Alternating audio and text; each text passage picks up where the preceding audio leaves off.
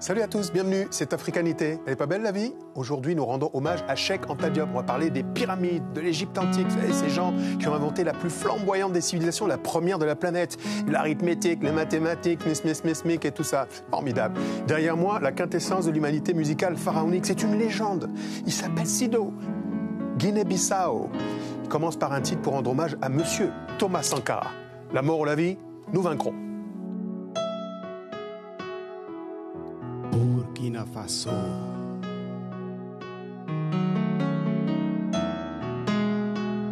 Le 17 octobre 1987.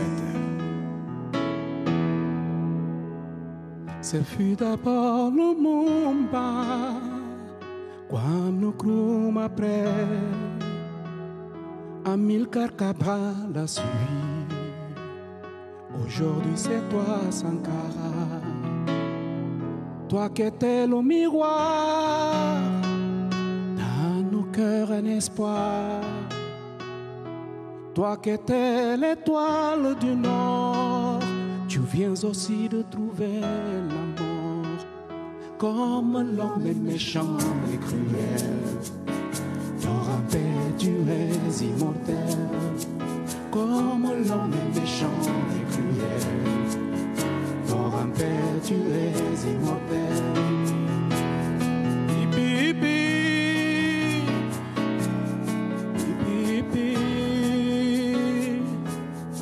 pipi, pipi, pipi, pipi. Comme l'homme est méchant et cruel, pour un père tu es immortel. Como homem é malvado e cruel, dorme em paz, tu és imortal. Como homem é malvado e cruel, dorme em paz, tu és imortal.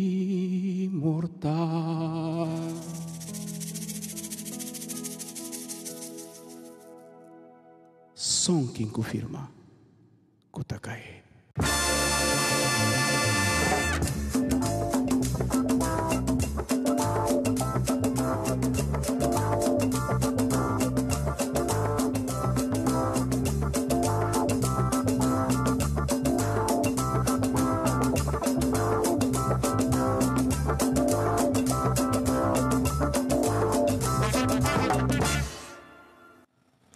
Salut à tous, merci de rejoindre Africanité, le magazine Culture et Société de TV5 Monde pour aborder ce mois-ci le thème de l'héritage de Cheikh Anta Diop. Le grand savant sénégalais au menu encore dans cette émission. Grâce à vous, Lise-Laure et Tia, zoom sur l'actualité culturelle cinématographique en compagnie d'une invitée de marque. Oui, on va recevoir la cinéaste nigérienne Ramatou Keïta qui viendra nous présenter son nouveau film Zinaria, l'Alliance d'Or. C'est un film qui a été primé au FESPACO et qui, sur le plan international, reçoit un très bel accueil. De la littérature également, plus aucun secret, comme chaque mois, vous le savez. Avec vous, Christian Éboulet, place à la bande dessinée africaine. Absolument, des hommes et des femmes qui mettent en avant l'histoire africaine. C'est de ça dont on parlera tout à l'heure.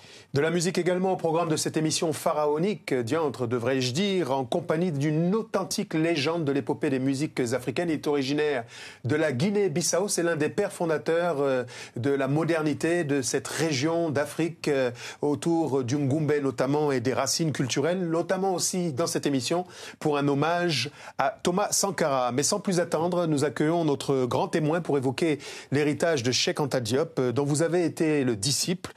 Théophile Obenga, soyez le bienvenu. Bonjour. Bonjour, je vous remercie beaucoup. Merci d'être avec nous. Vous êtes égyptologue, linguiste, historien. Nous allons essayer d'embrasser 5000 ans de civilisation, de culture. C'est un peu vaniteux, mais nous allons tenter de le faire en revenant notamment sur votre parcours. Est-ce que vous pouvez nous parler un peu des circonstances, on va dire, presque inattendues de votre première rencontre avec Cheikh Anta Diop? C'était en 1969 à l'UNESCO. Oui, j'ai connu Cheikh Anta Diop à travers un ami camerounais, Joseph Mboui, qui m'avait incité à lire le livre de Cheikh Anta Diop. Et puis la rencontre physique a eu lieu à l'UNESCO en 1969. Cheikh Anta Diop a assisté à un colloque sur l'évolution de l'humanité. Et on s'est rencontrés.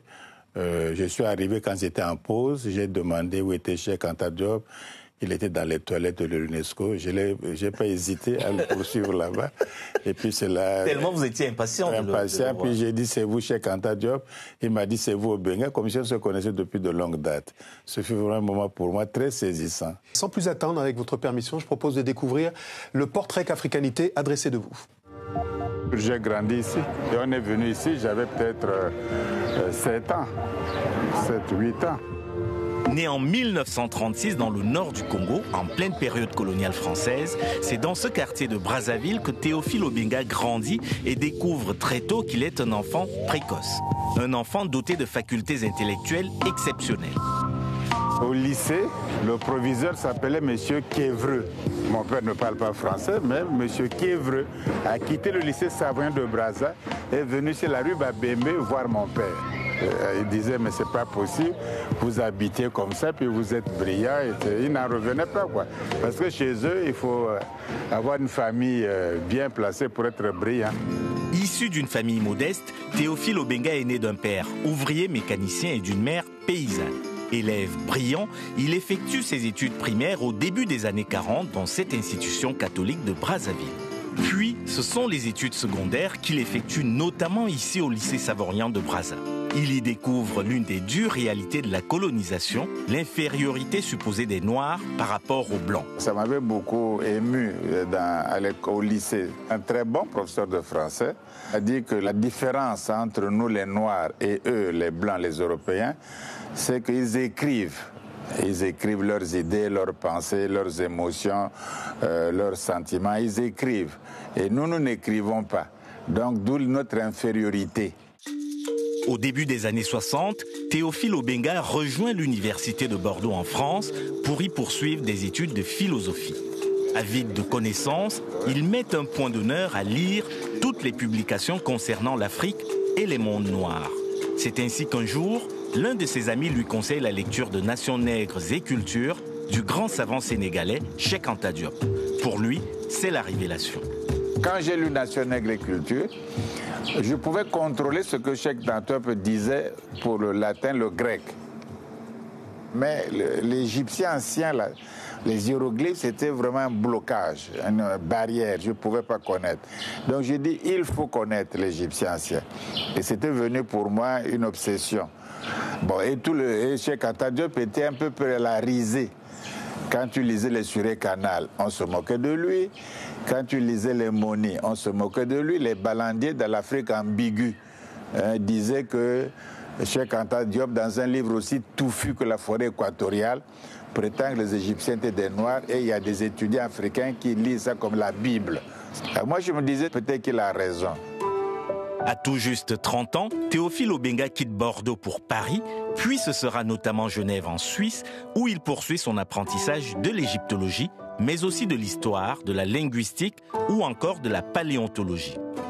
À l'occasion d'un colloque sur les origines de l'homme, organisé par l'UNESCO en 1969 à Paris, il rencontre enfin son mentor, Cheikh Anta Diop.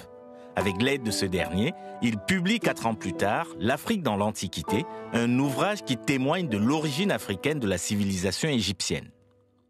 Un esclave peut avoir même l'idée de penser qu'il n'est pas homme parce qu'il a assujetti. Or, Cheikh Anta Diop et Théophile Obenga nous ont donné la fierté d'être hommes. De retour à Brazzaville au début des années 70, Théophile Obenga dirige l'école normale supérieure et contribue au développement de la toute jeune université Marienne Gouabi.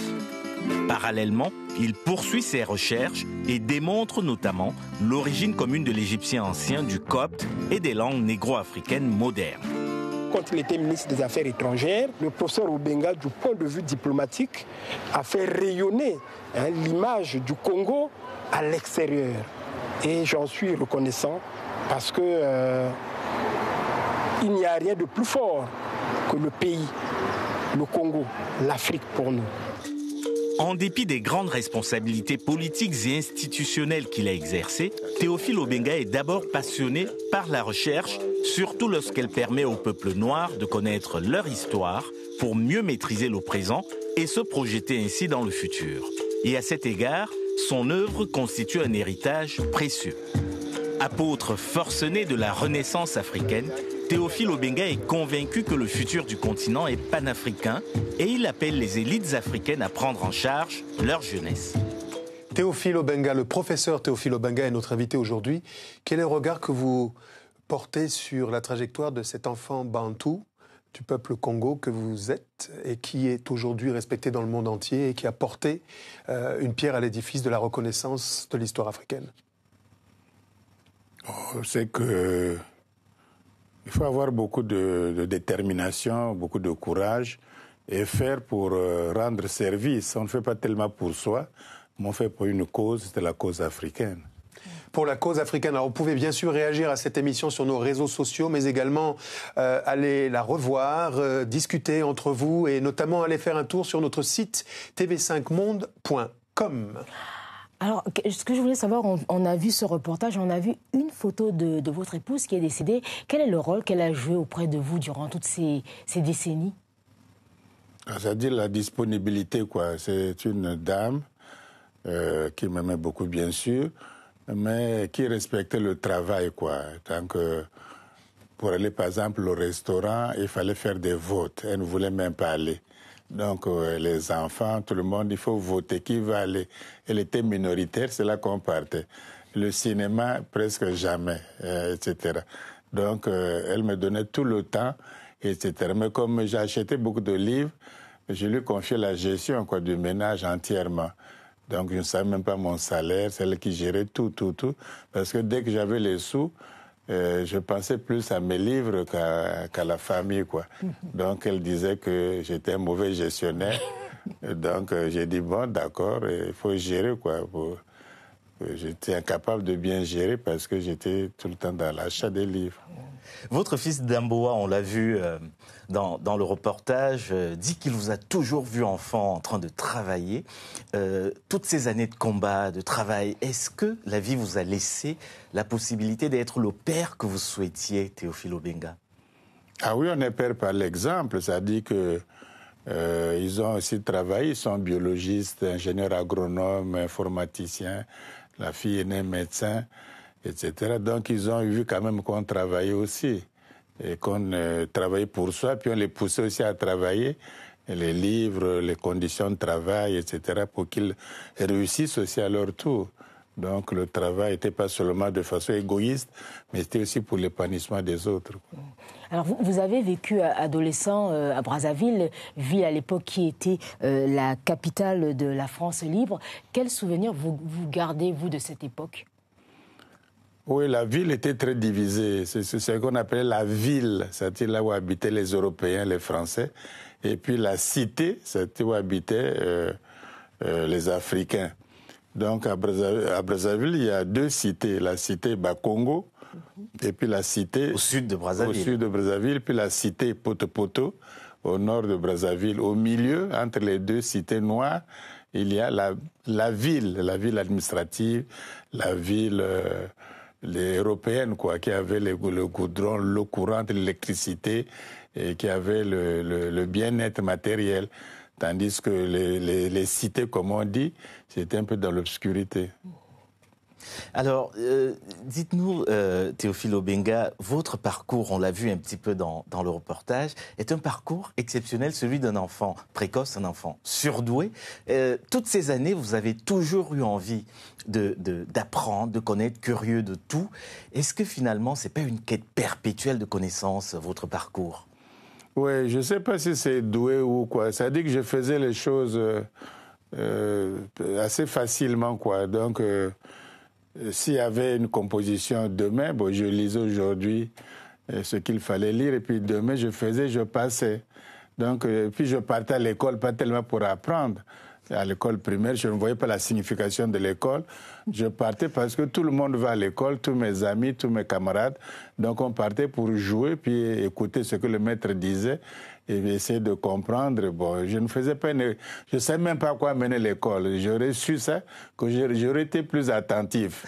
Mais comme je ne savais pas à quoi ça menait, c'était pour moi un jeu, quoi. Vous jouez au foot avec vos camarades, vous avez fondé une équipe de foot. Oui, j'étais le capitaine d'une équipe de football, j'étais avant-centre.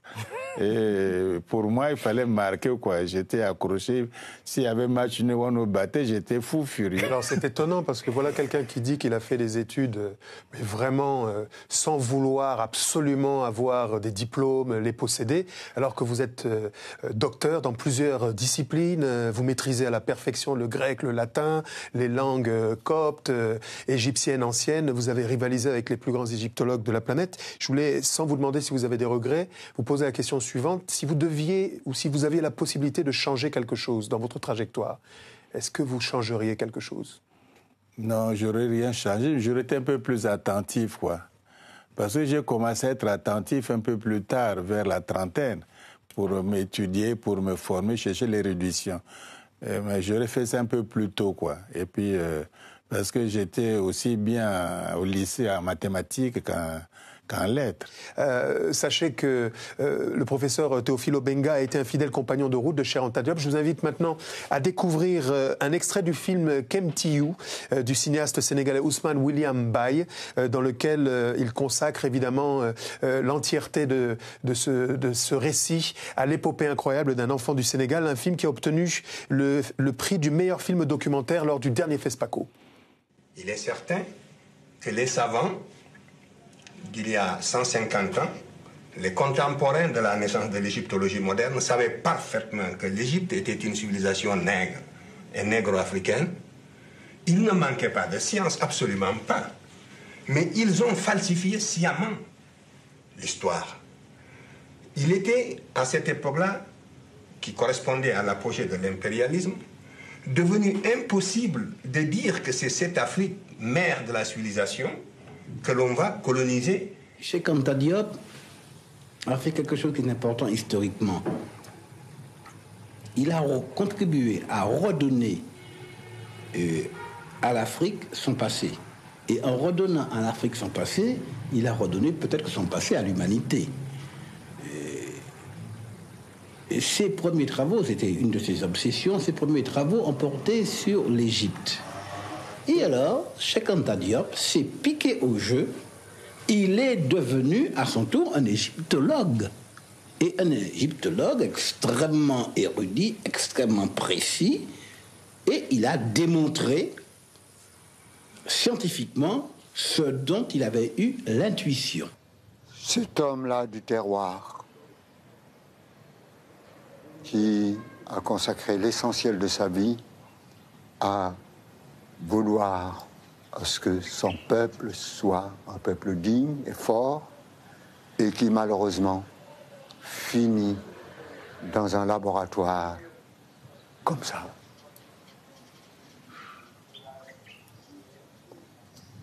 Comme ça. Comment il est mort, cher? Cheikh Anta Diop, si tu veux mon avis, c'est toute l'Afrique qui a perdu encore, qui a raté le coche. Cheikh Anta Diop, c'est toute l'Afrique, les mots d'un inclassable de la culture africaine qui vient de disparaître. Joe Wakam, artiste plasticien sénégalais, un artiste de génie. Il figure dans ce film documentaire que nous vous conseillons vivement, Kemtiou d'Ousmane William Baye. Nous accueillons à présent avec joie et ferveur une immense cinéaste. Elle est originaire du Niger, c'est Ramatou Keïta, soyez la bienvenue. Merci. À nos côtés également, vous êtes panafricaniste et revendiqué comme tel, ce qui légitime votre présence, entre autres, sur ce plateau. À nos côtés également le burkinabé Yoporeka Sommet. Vous êtes égyptologue, mais également docteur en philosophie, entre autres formé à l'université de Strasbourg. Nous abordons avec vous le cœur de la pensée de Cheikh Anta Diop, toujours en présence du professeur Théophile Obenga. Et on débute avec la thèse fondamentale, Lise-Laure, de la filiation d'une Égypte antique avec les civilisations négro-africaines sur des bases scientifiques établies autour de l'archéologie et notamment linguistique. Alors Théophile Obenga, en quoi est-ce qu'il y a une parenté irréfutable entre l'égyptien ancien et les langues négro-africaines modernes? Merci beaucoup. Plusieurs témoignages peuvent être évoqués. Il y a des témoignages écrits par des témoins oculaires. Par exemple, Hérodote dit que les Égyptiens avaient la peau noire et les cheveux crépus. Et les mots qu'il emploie dans sa langue, qui est le grec, c'est des mots qu'on ne peut pas traduire par brun. C'est vraiment, mais là, c'est noir charbon. C'est un témoin oculaire. Il a été en Égypte, au Caire, en Haute-Égypte, à Thèbes, etc. Bon, il y a des témoignages aussi laissés par les Égyptiens eux-mêmes. Quand leur pays n'était pas Égypte. Égypte, c'est du grec, en fait. Ça vient du grec. Ils appellent leur pays de plusieurs noms. Le pays, par exemple, comme nous disons le terroir. Ils appellent aussi Kemet, c'est-à-dire le pays noir. Comme quand nous disons l'Afrique noire, pas parce que le sol est noir, parce que les gens qui habitent là-bas majoritairement et de façon naturelle sont des noirs. Et puis, ils s'appelaient Kemtiu, c'est-à-dire ceux qui sont noirs. Kemtiu, rigoureusement, doit traduire les nègres, les noirs, Kemtiu. Alors, quand vous avez la peau noire, les cheveux crépus, vous habitez naturellement l'Afrique, vous êtes des négro-africains, vous êtes africains noirs. Il y a d'autres témoignages. L'archéologie indique aussi qu'il y a des liens entre le Sahara, la vallée du Nil, etc. Il y a aussi des témoignages, disons, culturels, anthropologiques. C'est un débat qui se répète, qui nous renvoie au milieu des années 70, à une année mythique où il y a eu un combat Ali Forman, mais c'est tenu aussi un grand événement à l'UNESCO. Ali Bomaye. Absolument, en 1974, il y a un grand colloque au Caire qui réunit les plus grands égyptologues. Vous avez participé à ce colloque, Théophile Obenga. Et aujourd'hui encore, les thèses dont vous parliez et sur lesquelles avait travaillé Cheikh Anta Diop continuent d'être contestées violemment. Les conclusions de ce colloque sont contenues dans ce livre que la librairie Taméry nous a très gentiment prêté. Et je voulais vous lire juste quelques lignes des conclusions. On dit ceci: la très minutieuse préparation des communications des professeurs Cheikh Anta Diop et Obenga n'a pas eu, malgré les précisions contenues dans le document de travail préparatoire envoyé par l'UNESCO, une contrepartie toujours égale. Il s'en est suivi un réel déséquilibre dans les conclusions. Pourquoi est-ce que ce débat continue aujourd'hui, Théophile Obenga? Oui, ce débat continue, c'est très difficile parce que il faut connaître de quoi l'on parle. Moi, j'ai fait la preuve entre l'Égyptien ancien et le sémitique, tel que le phénicien ou l'akkadien ou le babylonien. Mais ça donne rien. Or, ils sont à peu près contemporains. Donc, si nous sortons d'un ancêtre commun, au même moment, et nous sommes contemporains, donc il y a des chances qu'on garde les mêmes racines. Donc, il n'y a plus de débat. Donc, il n'y a plus de débat. En fait, ça ne montre rien. Par contre, Cheikh Anta Diop a montré que le Wolof et l'Égyptien étaient parentés. Je peux le faire. Je le fais avec le Dagara, une langue du Burkina Faso. Je l'ai fait avec le Dogon. Je l'ai fait avec le Yoruba. Je l'ai fait avec les langues du Barel Ghazal. Je peux le faire avec le Haoussa. Et vous êtes contesté par des... Non, mais on conteste, c'est des faits. Par Fauvel, par quelques autres qui... C'est-à-dire que je n'invente pas l'Égyptien ancien. Je ne fabrique pas moi un Égyptien ancien à moi pour faire ma thèse. Je ne fabrique pas le Haoussa ou le Yoruba ou le Baoulé. Je ne suis même pas ivoirien. Mais je prends les faits linguistiques tels qu'ils sont, je compare selon des méthodes universelles.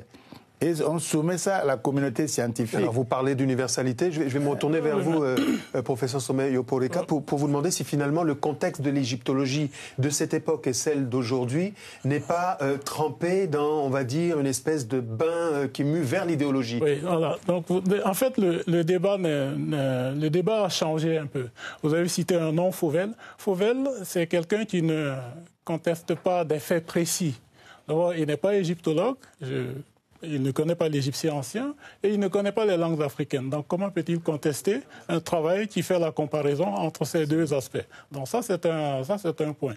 Ensuite, sur la contestation de l'africanité des Égyptiens ou de la négrité des anciens Égyptiens, je veux dire, ça ne se dit plus comme ça. Ce n'est pas dit ouvertement que les Égyptiens ne sont pas des Noirs. On fait tout pour faire entendre cela aux gens, c'est-à-dire à nous autres ou aux personnes qui écoutent. Ce sont des insinuations, mais ce n'est pas affirmé. La seule chose qui est affirmée, c'est l'Égypte était appelée par ses habitants la Noire. Et on nous explique que c'est le sol qui est noir. Mais quiconque connaît la langue égyptienne, c'est que c'est faux. Hein? Je veux dire, ils mettent des signes qu'on ne lit pas et qu'on appelle des déterminatifs qui disent l'idée qui est représentée par ça. Donc, quand il s'agit du pays, c'est un espace urbanisé qui est dessiné, donc un carrefour. Donc, c'est le pays hein, comme on dit de l'Afrique qu'elle est noire, l'Afrique noire. Donc ce sont les hommes qui habitent là qui sont noirs. Ils utilisent le même terme, comme a dit le professeur Obanga, pour se désigner eux-mêmes. Donc c'est soit Kemtiu, soit encore le mot Kemet, le même qui désigne le pays. Et à ce moment-là, ils dessinent un homme, une femme et ils mettent 3 traits à côté ou en dessous. Ça veut dire qu'ils expriment l'idée du peuple et de la pluralité, c'est-à-dire les gens qui habitent là sont noirs et ce sont eux-là qui sont désignés. Voilà. D'accord, donc c'est un point qui a été abordé, mais je voudrais également entendre Ramatu sur le panafricanisme.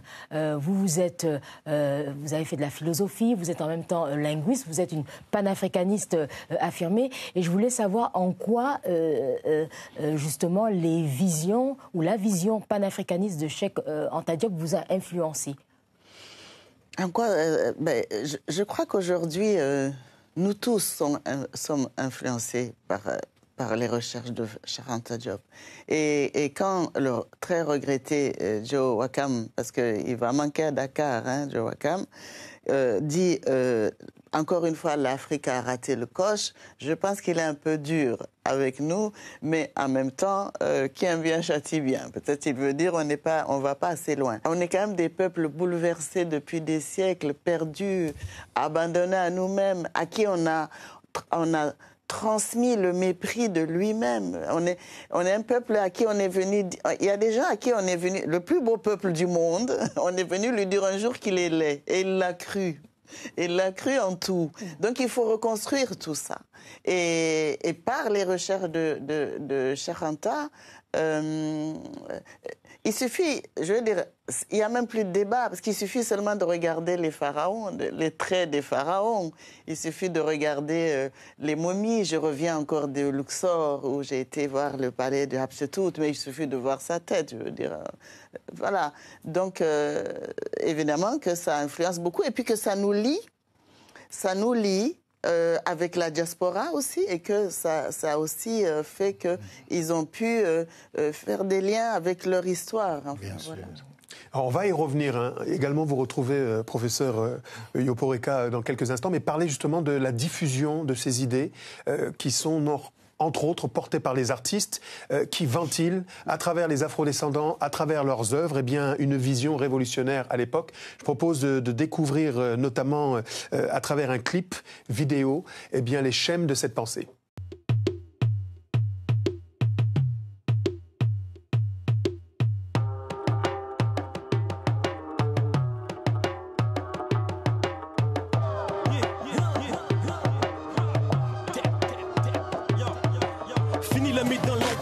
Du continent noir qui attend que l'Occident vienne lui raconter son histoire. Je rêve d'un quotidien rempli de sagesse et de savoir. Si ce trône de la puissance sera assis un homme noir. Je suis vêtu d'un corps de science initié dans ce laboratoire. Car du carbone 14 j'ai trouvé la formule du crack que j'amorce. Cette puissance qui me donne l'énergie divine qui est ma force. Regarde maintenant je marche sur les flots sans aucune entorse. Tu verras mes 2 têtes de noir gravées sur le drapeau de la Corse. Je n'ai pas encore atteint le degré d'un initié pharaonique. Pour l'instant je suis occupé par les États fédéraux d'Afrique. Mon emploi du temps est chargé car j'écris beaucoup de chroniques. Pour que demain nous puissions nous doter de la bombe atomique. En dehors de la fierté noire et de tous ses aspects anatomiques, je m'inspire de celui qui a décrypté les écritures canoniques. Et par ma plume habile, je dois créer un champ électromagnétique. Laissez-moi vous percer les merveilles de notre histoire glorifique. Celles qui ont fait naître les formes et les symboles mathématiques. Celles qui ont propulsé la poésie jusqu'aux vibrations cosmiques. C'est moi Niggas, mon vrai prénom Massamba, le même que tu retrouves au Congo Brazza. Dès que je porte le brassard, mon ligne au départ. Ce n'est donc pas un hasard que nous nous retrouvons sur le même boulevard. Appelle-moi le dompteur de léopard, le décorateur des arts, même le Kémit superstar. C'est le clip L'Enfant du Nil. Lui s'appelle Nega Mas, originaire du Sénégal, un enfant de la Teranga qui fait partie intégrante de cette génération chef de file qui diffuse à travers leurs œuvres et la pensée puissante de Cheikh Anta Diop. Merci d'être avec nous, Nega Mas. Merci de m'avoir invité sur le plateau riche. Soyez le bienvenu. Alors vous pouvez bien sûr revoir cette émission à satiété sur notre site internet tv5monde.com et réagir abondamment sur les réseaux sociaux. Théophile Obenga, cette jeunesse ne vous laisse pas indifférent, puisque vous avez lancé lancé un appel pour un contrat social africain. Ces artistes sont dépositaires de ce message de l'unité culturelle africaine que vous avez professé aux côtés du professeur Cheikh Anta Diop. On va essayer, mes camarades et moi, de donner quelques exemples parce que parfois, on a l'impression que c'est trop compliqué à comprendre. En fait, ce que vous dites, c'est que partout en Afrique, depuis des millénaires, eh bien, on parle les mêmes langues en général, on cultive les mêmes coutumes, les mêmes rites. Et par exemple, vous dites que les Dogons du Mali, par exemple, les Fang Beti du Cameroun et du Gabon, descendent directement d'une lignée des Égyptiens anciens. Oui, il y a beaucoup de filiations entre n'importe quel peuple, ou tribu, ou ethnie, comme vous voulez, n'importe quel peuple africain noir, aujourd'hui, a des liens culturels, linguistiques, etc., avec la vallée du Nil, avec le Soudan ancien, Kouch, Napata, Méroé, et avec la vallée du Nil pharaonique. Et pas avec les peuples sémites. Les peuples sémites sont rentrés dans la vallée du Nil, chassés par la famine et le désert, et ils sont rentrés enchaînés. On voit bien les figurines que le Cheikh Anta Diop l'a bien montré. Ils sont rentrés pas en tant qu'hommes libres, ils ne sont pas responsables de la civilisation. Leur berceau culturel, c'est le sud de l'Irak aujourd'hui, en Mésopotamie. Et ça, c'est leur berceau. Ils ont fait la civilisation babylonienne, akkadienne, etc. Ils ont écrit sur de l'argile, et non sur la pierre. Et puis cette écriture cunéiforme n'a donné aucun descendant dans le temps. Donc c'est une civilisation qui a eu sa gloire, qui a eu son importance dans l'évolution de l'humanité, mais elle est due au peuple sémite. On ne revendique pas ça. Et justement, en parlant toujours de ces populations négro-africaines, je parle sous votre contrôle, vous dites par exemple que dans l'égyptien ancien, on dit « ya », pour dire « viens ». Dans ma langue, le Bakakao Cameroun, on dit « ya ».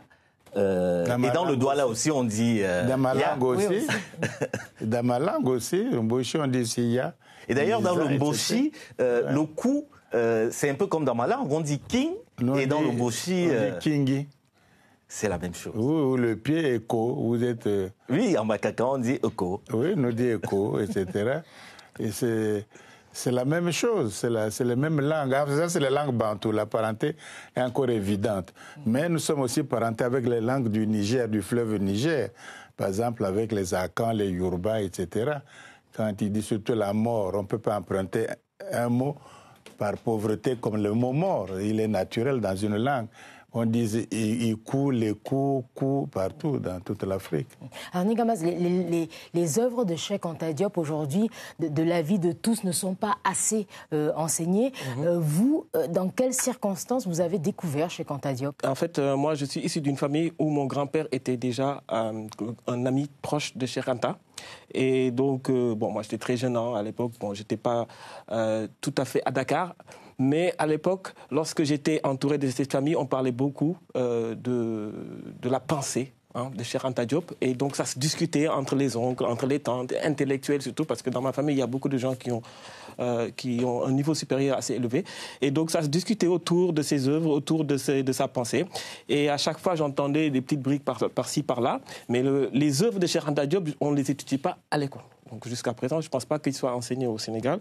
Et donc c'est au fur et à mesure que j'avais les influences un peu révolutionnaires pour l'Afrique, redonner une image positive de l'Afrique, que je me suis mis à travailler sur ces œuvres. Et donc, en lisant ces œuvres, que j'ai compris que justement qu'on avait une mission à accomplir. Et c'est ainsi qu'on voit dans vos œuvres que vous êtes vraiment fer de lance de cette génération qui revendique cette filiation avec ses positions. Tout à fait. Alors, tout à fait. Professeur, comment rendre accessible cette œuvre de Cheikh Anta Diop? Il disait à l'instant qu'elle n'est pas enseignée au Sénégal, mais pas seulement dans la plupart des pays africains. Comment la rendre accessible, cette œuvre, qui est riche et parfois complexe? Il faut la diffuser, la faire connaître, parce que moi j'étais étudiant, j'ai grandi au Burkina, à Ouaga, donc juste à côté, et je n'avais jamais entendu parler de Cheikh Anta Diop, ni de ce qu'il avait fait, et je l'ai découvert grâce à Théophile Obenga ici, présent, en 1986, lors d'un colloque que le président Sankara avait convoqué pour organiser ce qu'il appelait l'Institut des peuples noirs. C'est la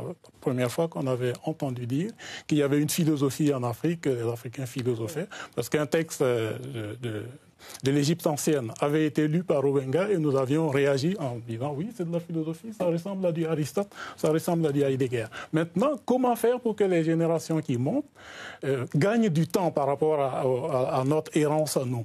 Il faut mettre les œuvres de Cheikh Anta Diop dans les programmes, mais on ne peut pas le faire de la même façon dans les petites classes, par exemple dans les classes du primaire ou au collège, qu'on le fait à l'université. C'est le cas dans le bloc anglo-saxon où c'est l'occasion peut-être de rendre hommage à des personnalités telles que Molefi Asante qui ont inventé les African Studies, ou dans les universités on étudie cette égyptologie. Ce qu'on fait dans les universités, c'est très bien. Et je trouve que ce n'est pas assez encore dans les universités africaines. Mais il faudrait commencer au bas âge, c'est-à-dire dans les écoles élémentaires. Mais alors justement, dans les collèges. Vous me tendez une bonne perche parce que là j'ai 2 livres de Kam Kama, qui est un petit éditeur qui vit à Paris. DS, mais je peux vous aider quand même. Voilà, alors ça c'est pour les tout petits. Alors ça s'appelle Cheikh Anta Diop et là c'est Cheikh Anta le pharaon. Et donc c'est très instructif pour les petits et il dit que selon lui, il dit c'est très bizarre parce que tous ceux qui écrivent des livres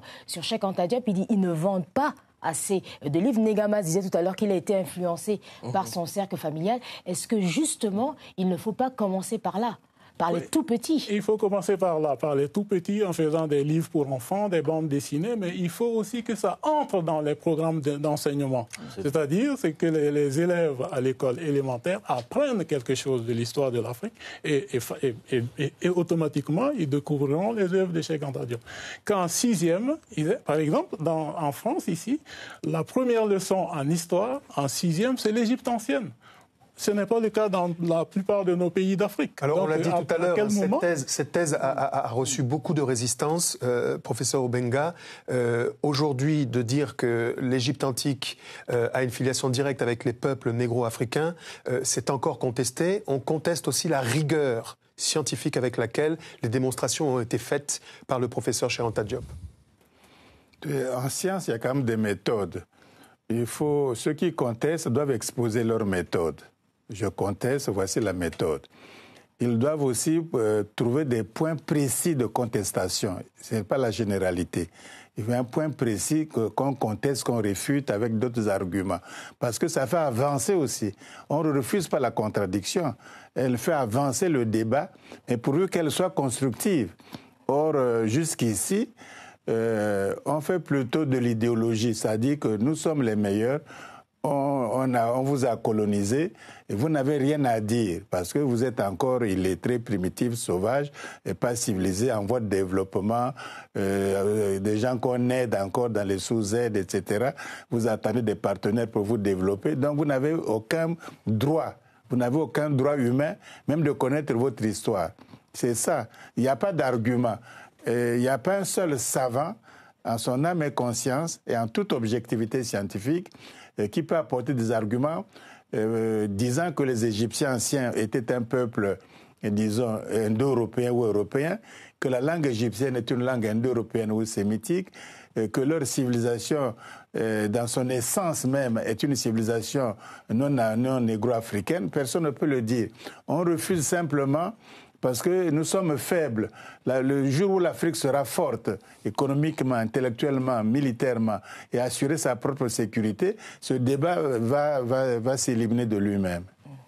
Alors, Niga, vous nous avez dit avec beaucoup d'enthousiasme tout à l'heure combien cet héritage de Cheikh Anta Diop est important. Vous serez au New Morning le 1er juillet prochain en concert. Oui. Est-ce que vous rencontrez, vous, des problèmes de censure par rapport à tout ce que vous faites, notamment au Sénégal aujourd'hui? Ça arrive, c'est quotidien. Mais on essaie d'avoir une autre méthode pour essayer de contourner justement ces blocages-là, parce qu'à un moment donné, malheureusement, ça existe aussi en Afrique qu'ici, en Europe, qu'à un certain moment, lorsqu'on commence à toucher des points sensibles, on est tout de suite mis de côté parce que tout simplement, le message peut justement influencer à la jeunesse à avoir une conscience. Et il y a des lobbies qui sont ici et d'ailleurs, qui empêche justement à l'éveil des consciences, d'où justement le professeur Cheikh Anta Diop qui a été empêché d'enseigner au Sénégal.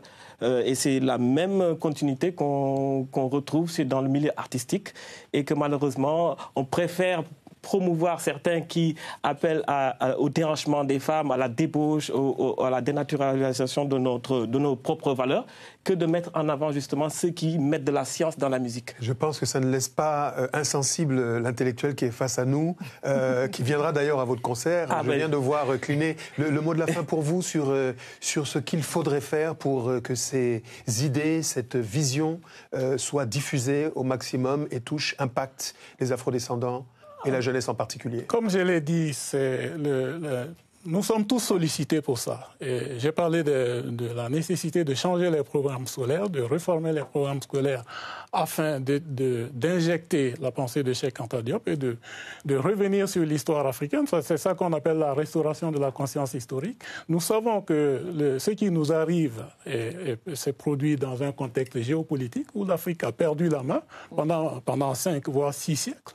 Et donc, il n'était plus possible, en arrivant au 19e siècle, de rattacher la civilisation de l'Égypte ancienne à un peuple vaincu comme le peuple africain. Donc, toutes ces contestations et tout ce dont nous sommes en train de parler s'explique par ce contexte-là. Et il faut aller le trouver dans les livres. Il faut aller le trouver dans les livres. Et il faut justement, grâce à la connaissance et grâce au savoir, grâce à la maîtrise de la science, renverser cette situation. Et ça ne peut se faire que par ce biais-là. Et c'est la leçon de Cheikh Anta Diop. Armez-vous de science jusqu'aux dents. Jusqu'aux dents. Ceux qui contestent, moi, je ne réponds plus. Parce que lorsque je me suis rendu 2 fois en Égypte, donc j'étais à la source, les gens, ils sont d'accord. Comme quoi que les anciens, ceux qui ont fait cette civilisation, étaient noirs. Donc dès lors où à la source, les gens sont d'accord, il n'y a plus de discussion.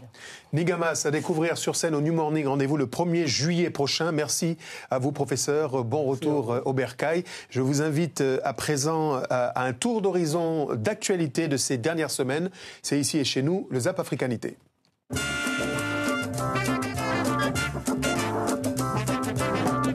La veuve de Papa Wemba ouvre la marche. En ce lundi 24 avril, un an jour pour jour après la mort de l'artiste, famille, amis et admirateurs viennent lui rendre hommage au cimetière Nécropole. En musique, c'est sans aucun doute le plus bel honneur. Kunta Kinte, un esclave arraché à sa terre par des négriers pour un voyage sans retour vers l'Amérique du Nord. C'est dans cette cellule, sur l'île qui porte son nom, qu'il fut détenu par les Portugais au XVIIIe siècle. Tout d'un coup, après quelques siècles, la France se réveille et découvre que l'Afrique existe. Mais je crains également que la France retourne dans son congélateur l'année prochaine. Je pense que la France a vraiment une image forte à gagner en faisant cette restitution. Le fait que les différents gouvernements, depuis l'indépendance, aient extrêmement mal conservé le patrimoine de l'État est vraiment très dommage. Mais c'est une question différente.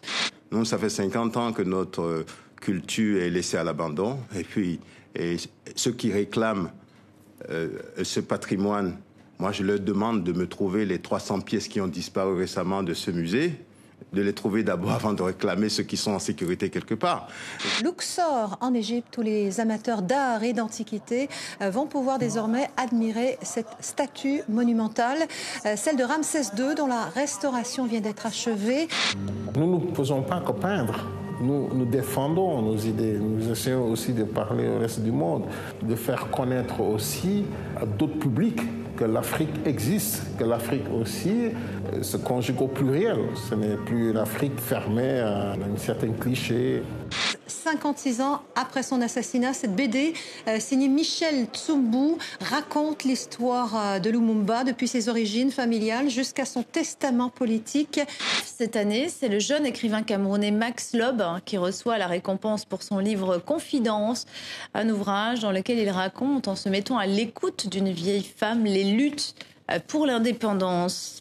Original et décalé, qu'on ne peut me comparer, parfois complètement barré, ça peut la faire chavirer. Aïe maman, aïe maman, aïe maman, aïe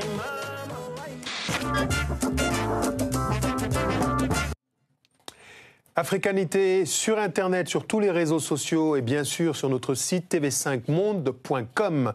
Nous abordons aujourd'hui l'héritage de Cheikh Anta Diop. Nous passons à la partie culture en accueillant une artiste plasticienne de talent. Nous sommes heureux de l'accueillir ici sur ce plateau. Azama Lefiloché, soyez la bienvenue. Vous êtes originaire du Congo-Kinshasa. Vous êtes notamment remarqué par votre maîtrise de la technique du travail sur les tissus.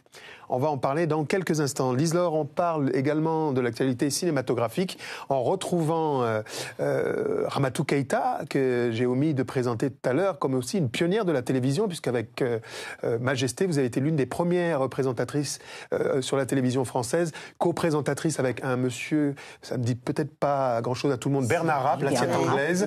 De la rédaction de France 2. Tout à fait, de la rédaction de France Télévisions à l'époque, et que vous avez, du côté de votre militance, été entre autres vice-présidente, première vice-présidente de la FETAF, la Fédération des travailleurs africains de France. Et en Europe. Et en Europe. Voilà. Alors on va parler du film de Ramatou, qui est vraiment un excellent film avec des images incroyables, et ça raconte, comme très peu de films en parlent, d'une histoire d'amour entre Tia, qui est une étudiante, qui est d'une famille aristocratique et qui rentre au Niger pour les vacances d'hiver, et elle attend que le jeune homme qu'elle a rencontré sur le campus universitaire demande sa main, mais vous allez voir, rien ne se passe comme prévu, donc je vous propose de voir la bande-annonce de ce film, bande-annonce très romantique.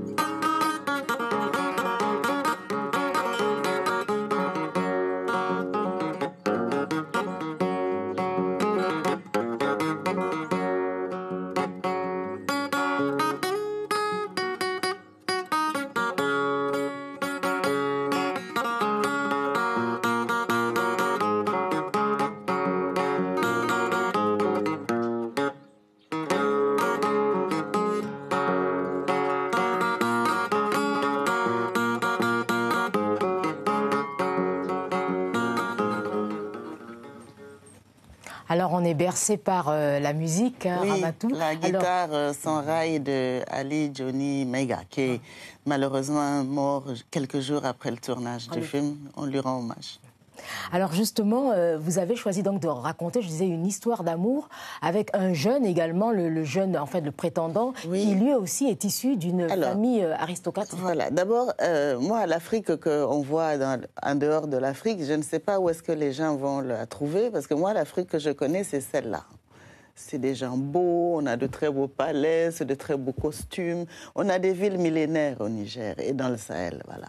Donc, j'ai voulu utiliser l'architecture Hausa de Zender. On a aussi une architecture sans rail à Agadez ou à Djenné. Ça, c'est l'architecture de Laskia Mohamed. Donc, j'ai voulu déjà montrer la beauté de ce qu'on est. Et puis, raconter une histoire d'amour, parce qu'apparemment, le monde entier a le droit de raconter une histoire d'amour, des histoires d'amour, sauf nous. On est pudique parfois. Non, mais nous, quand on parle de nous, c'est des guerres, c'est des gens battus. Enfin bon, partout il y a des guerres. Vous savez, en Europe, il y a plein de guerres. La famine, elle existe. Absolument. Mais enfin, on vit. Absolument. Et on a des histoires d'amour. Et donc, ce garçon qu'elle rencontre, c'est le fils de l'émir de Maiduguri. Parce que Maiduguri, c'est une ville, c'est une cité ancienne. C'est une des capitales du royaume de Kanem-Borno. Et alors, quand j'ai écrit ce scénario il y a 10 ans, personne ne connaissait Maiduguri, il n'y avait que moi qui connaissais Maiduguri. Aujourd'hui, malheureusement, Maiduguri, voilà, c'est le fief de Boko Haram et tout ça. Et donc, ce garçon, voilà, il est aussi de l'émirat. Donc, je raconte une histoire d'amour où il n'y a pas de problème apparemment, puisque les deux familles, c'est des familles aristocratiques, aisées et tout ça. Sauf qu'il y a un petit couac, il y a un petit problème, mais ça, pour ça, il faut voir le film. Et le film a d'ailleurs été primé au dernier FESPACO. Est-ce que vous êtes nostalgique? Il a été nominé au Golden Gate de San Francisco, et je viens de Buenos Aires, il fait le monde. Est-ce que vous êtes nostalgique de cette Afrique dont vous parliez tout à l'heure? Cette Afrique ancienne? Non, je ne suis pas nostalgique, elle existe. Elle n'est pas ancienne, elle est ancienne pour vous, peut-être c'est pas chez vous, ou bien vous voyez ça au cinéma. Moi, ces palais, ils existent. Et d'ailleurs, je lance un appel encore, parce qu'on est en train de les détruire. Nos anciennes villes, elles existent. Le sultanat du Damagaran, il existe. Et je parle du sultanat de Damagaran parce que mon père a grandi au sultanat, sa sœur aînée était mariée au sultan, donc elle a voulu amener son dernier petit frère avec elle. Il a grandi au sultanat, mais bon, c'est aussi une famille... C'est la richesse du Niger. Vous savez qu'ailleurs, parfois, on détruit. Mais bien sûr, mais nous aussi, on commence à détruire. C'est très intéressant excusez-moi, ce que vous dites, Ramatou. Ça me permet de poser la question au professeur Théophile Obenga. Lorsqu'on dit aux Africains ou à d'autres peuples que l'apogée des civilisations est cyclique, l'Égypte, la Grèce, la Rome antique, etc., où sont les vestiges mono-monotapa? On ne voit pas cette grandeur africaine, des vestiges qui prouvent qu'effectivement l'Afrique, à un moment donné, a été à la pointe, à la cime des civilisations. Je pense qu'on a été détruit, il y a eu des invasions, et puis il fallait effacer, parce que c'est ce qu'il disait tout à l'heure, l'égyptologue de Burkina, et il fallait effacer complètement les traces, puisqu'il fallait se... En fait, quand Napoléon est arrivé en Égypte dans sa conquête, qu'ils ont découvert la civilisation égyptienne et cette beauté, ils ont traité ça comme des trucs de nègres, ils ont minoré. C'est quand ils ont compris que leur culture s'est inspirée de l'Égypte antique, que les palais de Grèce antique, et même ici, vous savez, quand vous allez aux Tuileries et au Louvre, vous allez visiter le palais de Hatshepsut. C'est la copie conforme. On dira que c'est l'idéologie, professeur Obenga. C'est copie conforme. Non, mais là, tout à fait éblouissant ce que Ramatou nous dit. Effectivement, à part quelques poètes, l'Afrique n'insiste jamais sur l'excellence, sur la beauté, sur le merveilleux, alors que c'est un continent qui est presque gâté à tous les points de vue. On a une conscience, plutôt une mauvaise conscience de nous-mêmes, conscience du malheur, conscience qu'on ne peut rien, conscience que c'est trop dur, conscience qu'on n'arrive pas à nous organiser, alors que sur l'ensemble du continent africain, autrefois, partout, il y avait que de grands empires, des grands royaumes, des émirats, des royautés, des empires, partout, même en pleine forêt équatoriale. C'était jamais vide. Le Monomota, vous évoquez les Cuba, les Congo, les Lagos, etc. Mais les gens ont brûlé. Oui. Il y a plus de bronze. Il y a plus de bronze d'Ife au British Museum à Londres qu'à Ife même. On avait brûlé, au Nigeria, on avait brûlé et rapporté. Oui, faire un film, c'est une tâche pharaonique. D'ailleurs, les premières reines du monde sont égyptiennes et donc, entre autres, ancêtres de l'humanité féminine, Isis, la déesse de la fécondité, entre autres. 10 ans pour aboutir et une fierté, 100% produit en Afrique. Oui, alors il y a cette fierté que le film et les fonds sont 100% africains. D'ailleurs, j'aimerais vraiment remercier ces pays qui ont compris mon travail, ma démarche et qui sont venus à moi et au Niger. Je suis portée par un pays pour soutenir ce film. D'ailleurs, je vais les citer. Il y a d'abord l'Algérie, c'est le premier qui a cru à mon travail. Ensuite, il y a eu le Congo-Brazzaville. Il y a eu le Rwanda, le Royaume du Maroc, et l'Ouganda. Alors, et puis le Niger, bien sûr, et puis le PANAF, le Festival panafricain des arts et de la culture. Et donc ça, je suis vraiment fière parce que j'ai réuni tout le continent. Hein. J'ai l'Est, le Nord, l'Ouest, voilà. Donc, ça a marché. Alors voilà, mais voilà, ça a pris quand même beaucoup d'années. Mais le film est là. Et il voyage. Alors je propose maintenant de découvrir une carte blanche que l'émission offre à présent à une artiste plasticienne. Je me retourne vers vous, Lise-Laure. Elle est extraordinaire, éblouissante. Elle est originaire de la RDC.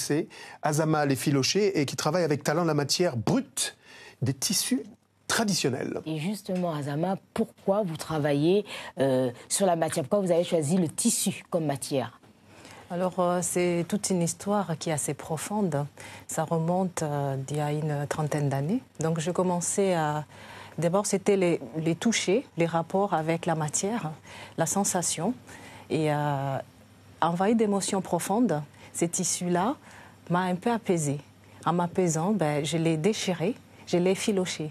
Plus j'ai filoché, je me sentais bien. C'était juste aller chercher dans ces tissus-là la lumière, comment faire passer la lumière, s'éloigner du néant, ne garder que le beau, léger comme une plume. Le beau dont on parlait tout à l'heure avec Ramatou. Et elle parle comme une poétesse.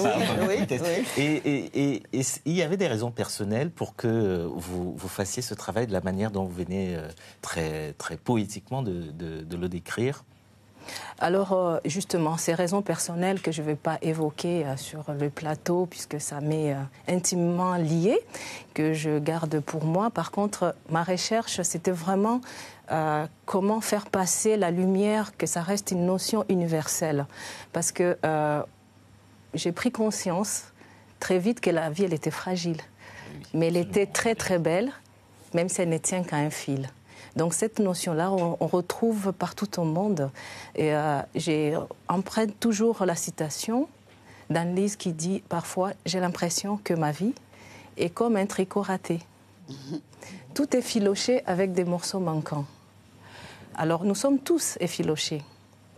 Nous avons Lui, tous... un peu plus, hein, à Bobé. Je ne parlerai qu'en présence de mon avocat. Exactement. Nous sommes tous effilochés. Nous avons tous des morceaux manquants. L'essentiel, ce n'est pas de savoir qui en a le plus ou le moins. L'important, c'est de savoir qu'est-ce qu'on en fait et comment on laisse passer la lumière. D'accord, ça c'est pour beau, moi. Hein. Alors, moi, c'est intéressant cette histoire de beauté dont elle parle. Et quand vous me demandez l'influence de Cheikh Anta et tout ça, vous voyez, on est comme dans une période de beauté là. C'est-à-dire, on refuse toutes ces images négatives qu'on nous envoie et on va dire qui on est. Exactement. Et merci. Eh bien, j'en profite. D'ailleurs, dans l'Égypte, le pharaon a plusieurs titres, comme nos rois ou nos émirs. L'un des titres, c'est le roi parfait. Et le mot pour parfait, c'est Néfer, d'où Néfertiti.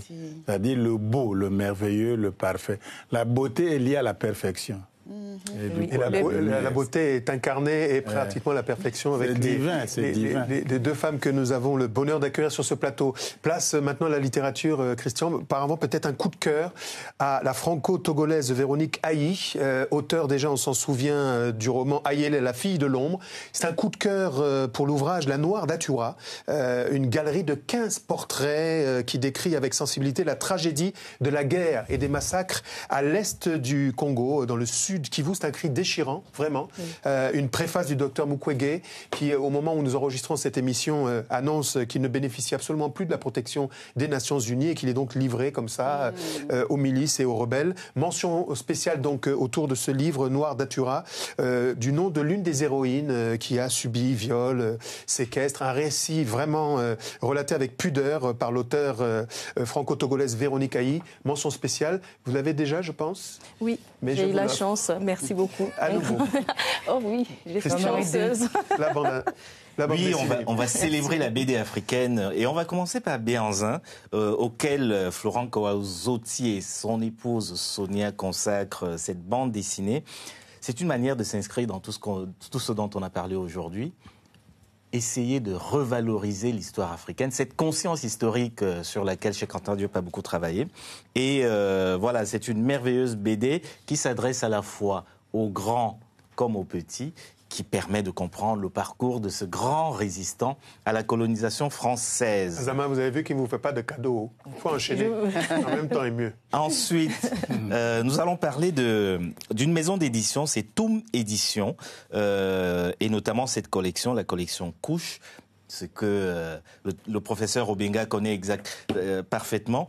Alors, c'est Simon-Pierre Mbumbo, le Camerounais, BDiste de très grand talent, désormais éditeur également, qui publie cette BD Vaudou Soccer, l'histoire de la diaspora qui rentre au pays et qui essaye de s'installer localement, notamment à travers le football. C'est une histoire poignante, histoire de foot, mais sur une toile de fond de gris-gris. Ça se passe au Cameroun, c'est Ndamba, qui veut dire ballon dans la langue d'Amobé, qui rentre au Cameroun et qui a beaucoup de mal à s'installer. Voilà, c'est une métaphore en fait pour parler de la difficulté de la diaspora lorsqu'elle décide de se réinstaller au Cameroun. Pour la route en Afrique, pardon. Pour la route, juste vous citez ces deux bandes dessinées, Christophe Edimo et puis Fatih Kabouika, La vie d'Andolo, le messager, toujours dans cette belle collection Couche, et Pas de visa pour Aïda, Nadège Guillou-Bazin. C'est une très très belle maison d'édition Toum qu'il faut soutenir, et c'est pour ça que je voulais absolument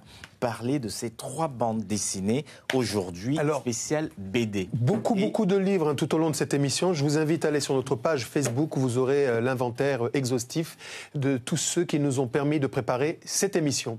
Je vous invite en musique maintenant à aller faire un tour en Guinée-Bissau à la rencontre d'une légende africaine. Il s'appelle Sido.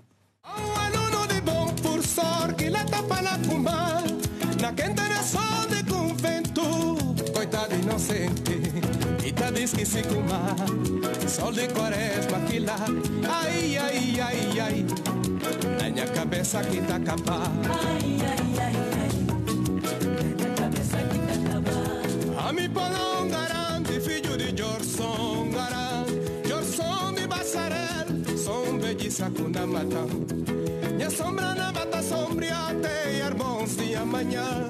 Sur do munho rincão da chão, mato que lá na vida lá lá. C'est l'un des pères de la chanson bissau-guinéenne. Il est aujourd'hui sur notre plateau. Merci de nous avoir rejoints, Sido. Merci de votre invitation. Alors, votre carrière est foisonnante, fleuve. Vous avez, pendant plusieurs années, porté les couleurs de la Guinée-Bissau. On vient d'écouter un extrait de votre patrimoine musical. Je parle de patrimoine parce qu'il se partage avec toutes les générations. Vous-même, vous avez été sevré, nourri par des géants tels que Laba Sossé. C'est une fierté pour vous de savoir qu'aujourd'hui, votre héritage est porté par une nouvelle génération qui reprend vos chansons? Absolument, parce que dans le parcours de n'importe quel être humain, c'est d'abord on se fixe des objectifs, et quand on est sur la route de ces objectifs, même sans les atteindre absolument, parce que la valeur absolue, même en mathématiques, je crois que ça pose problème, mais en termes de créativité, de musique, on est fier. C'est vrai que j'ai été bercé par les grands noms de la musique africaine, Taboulé, entre autres, pas seulement Laba Sossé, Taboulé, Franco, les grands chanteurs ghanéens de l'époque, même du Nigeria, aux Ibiza. Et sur votre chemin, une certaine Myriam Makeba? Myriam Makeba, que j'ai pu chanter avec elle sur la même scène à l'époque où elle vivait encore avec Stokely Carmichael, oui, qui était en Guinée-Conakry pendant des années. Alors on explique aux jeunes, Stokely Carmichael, c'est l'un des pères leaders du Black Panther Party, qui s'est installé en Guinée-Conakry, et il y a toute une connexion comme ça entre l'Afrique et les Afro-Américains qui s'est nouée à travers elle. Donc, j'ai fait ce parcours musical avec fierté. Je l'ai commencé d'abord en Guinée-Bissau. Quand on parle du patrimoine musical que je peux représenter pour la Guinée-Bissau, c'est en termes de la musique moderne. Ce qu'on appelle la musique moderne, ça veut dire la musique avec des instruments qui viennent de l'Occident, parce que la musique africaine et bissau-guinéenne en particulier, elle existait depuis la nuit des temps, sauf qu'elle reste traditionnelle dans chaque groupe ethnique avec sa propre musique. D'ailleurs, l'extrait qu'on vient d'écouter, Polon Garande, c'est une musique qui au départ est homogène. C'est une musique qui appartient à un groupe ethnique Majak, d'où je viens, moi, parce que ma mère était Majak, mon père portugais, mais elle a été métissée. Elle est devenue une musique créole. C'est pour ça qu'on la change, on l'appelle Tina. Alors vous allez être surpris par Christian qui a découvert. Vous êtes beaucoup intéressé à l'égyptologie, en effet. Ça a été ma passion depuis mon jeune âge. Et vous avez donné des noms égyptiens à vos enfants. Mes premiers enfants, la première s'appelle Isis, la déesse de la beauté. Comme moi, j'ai une fille qui s'appelle Isis. Professeur, vous m'enchantez. Vous avez un premier fan hein, pour tous vos ouvrages. Je vous connaissais déjà, mais de près comme ça me donne des frissons. Et je vois qu'on a beaucoup de points communs. L'histoire m'a passionné. Mon deuxième enfant s'appelle Osiris. Beaucoup me disent, mais pourquoi tu l'avais donné ce nom-là? Je pense qu'Osiris, d'après ce que j'ai appris dans l'histoire d'Égypte, il était appelé le dieu du soleil levant.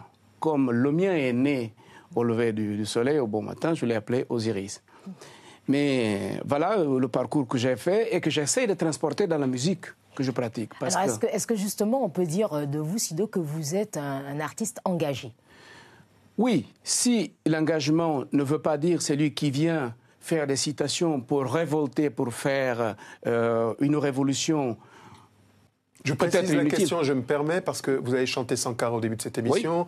Oui. Amilcar Cabral, ça fait partie du champ de votre appréhension civilisationnelle. Mais vous avez à un moment donné pris des positions par rapport aux peuples africains qui vous ont mis un peu en porte-à-faux avec certains dirigeants politiques. Je l'ai toujours pris ces engagements par rapport au combat africain, mais en passant par mon domaine, qui est la musique. Je me suis servi du véhicule musique pour faire passer des messages. Et on peut dire effectivement que je suis un artiste engagé. Pourquoi? Parce que je veux que quand on parle de musique africaine, qu'on ne la voit pas comme seulement un espace d'amusement, de divertissement ou pour aller oublier les problèmes réels de la vie. Parce que les problèmes réels de la vie, on les a, c'est la reconnaissance de nos patrimoines. La musique peut nous servir aussi pour conscientiser les gens. C'est un espace de générosité où on échange et on peut aussi pointer du doigt certains dysfonctionnements, certaines injustices. Grâce à la musique. On a cité Myriam Makeba tout à l'heure. Elle en a fait le combat de sa vie. Elle s'est battue contre l'apartheid grâce à la musique. Sido, c'est toujours trop court. On était ravis vraiment que vous fussiez des nôtres sur ce plateau. On rappelle que vous êtes un patriarche de la musique africaine. Il y a un album en préparation. Vous reviendrez ici pour nous en parler. Mais puisque vous dites que la vie, c'est la musique, on doit égayer nos existences aussi avec quelques sorties. Quelques boucles d'ébène pointent à l'horizon peu lointain. Lise Laure, c'est un événement? On passe à la série des événements? C'est le nom d'un salon qui va se dérouler à Paris le 27 et 28 mai prochain, alors que ça se tient à la Cité de l'Industrie à Paris. Et l'objectif de cette manifestation, qui a été fondée par une personne que nous avons accueillie ici, Aline Tacite, qui est donc guadeloupéenne, c'est de valoriser le cheveu crépus, le cheveu bouclé, frisé. Alors si vous voulez avoir bénéficié de conseils, si vous voulez échanger avec des professionnels, n'hésitez donc pas à vous rendre à ce salon Boucle d'ébène 27 et 28 mai prochains. Puisqu'on parle de musique, je vous signale le passage à Paris d'Oumou Sangaré. Ce sera le 27 juin à la Maroquinerie de Paris. La nuit du football? Oui, et la nuit du football, ce sera à Ouagadougou, au Burkina Faso, au mois de juin prochain, à partir du 17 juin. C'est la fête du football avec des acteurs qui viendront d'un peu partout en Afrique et puis du reste du monde. La nuit du football, ce sera à Ouagadougou, au Burkina Faso, au mois de juin. Les Filochés, merci beaucoup pour vos magnifique création, la manière dont vous tissez le tissu, dont vous imprégnez du tissu pour faire des œuvres d'art, des tableaux. Merci beaucoup, bonne chance. Il y a une exposition qui se tient donc dans le sud de la France jusqu'au mois de juillet prochain. Donc au mois de juillet, à partir du 10 juin. Donc j'ai une de mes plus grosses expositions d'ailleurs, à la vieille église Saint-Vincent de Mérignac, où vous allez pouvoir découvrir tout un tas de tableaux différents les uns les autres. Leur lien commun, c'est les tissus et effilochés. Donc vraiment, c'est un message pour montrer comment est-ce que l'effilochage, c'est ma vie, l'effiloché, c'est moi en fait. Comment faire passer ces messages de paix, de bonheur et de joie de vivre. Nous sommes tous des effilochés. Merci à vous. Merci, professeur Obenga. Merci beaucoup. Pour vos lumières. Ça a toujours été merveilleux en votre compagnie. Et Laure aussi. Et à moi. Et Boulet, c'était très heureux d'être ici. Merci. Rendez-vous au mois prochain pour une nouvelle saga, la dernière de la saison en ce qui nous concerne d'africanité. On termine en musique avec le patriarche des musiques Guinée-Bissau, Bissau-guinéenne, ce sera mieux, c'est Sido.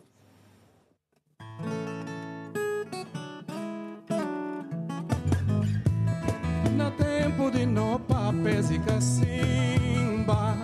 Na tempo de ser donas e cacimba também. Mas que na passada no Guiné não abre o olho. Não toma sentido, né? Que caças bonito, Lady King. E de si. Que carros agora. E de si também. Que lesse mulher no cinta lá. Como que acabou com boas caças. Como que acabou com carros. O família coitada e não conhece. Alô, bero que tá com megalomba. Nunca.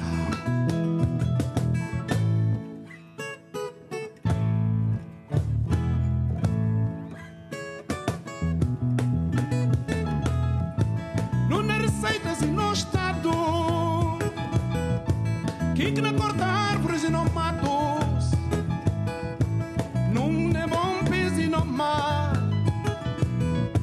Que na paga no dívida zoi. Vencimento e som pra comer monho. Alô, pero que tá comer balô. Cubuque, cubuque, cubuque. Sabia de quê?